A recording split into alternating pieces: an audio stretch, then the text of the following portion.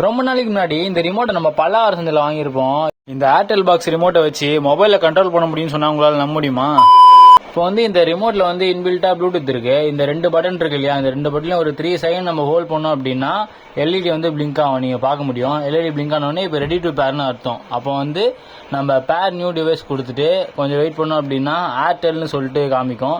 இப்போ காமிக்குதா? இப்போ நம்ம ஏர்டெல்ல கிளிக் பண்ணி கனெக்ட் பேர் கொடுத்தோம் அப்படின்னா அங்கே எல்இடி பிளிங்க் ஆகுதா? இப்போ பேர் ஆயிடுச்சுன்னு அர்த்தம். இப்போ பார்க்கலாம், அங்கே கனெக்ட் ஆயிடுச்சுன்னு சொல்லிட்டு காமிக்குது நம்ம மொபைலில். இப்போ நான் ரிமோட்டில் ஹோம் பட்டனை ப்ரெஸ் பண்ணுறேன், நீங்களே பாருங்கள்.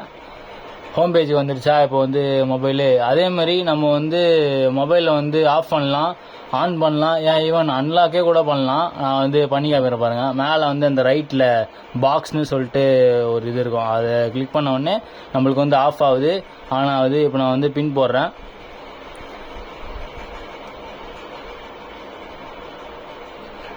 பின் போட்டு சென்டர் பட்டன் அழுத்தவொடனே நம்மளுக்கு அன்லாக் ஆகிடுது. இதை வச்சு வேறு என்ன பண்ணலான்னு சொல்லிட்டு உங்களுக்கு தெரிஞ்சால் கமெண்ட்டில் சொல்லுங்கள். இந்த மாதிரி யூஸ்ஃபுல்லான வீடியோக்கு நம்ம சேனலை மறக்காமல் சப்ஸ்கிரைப் பண்ணிக்கோங்க.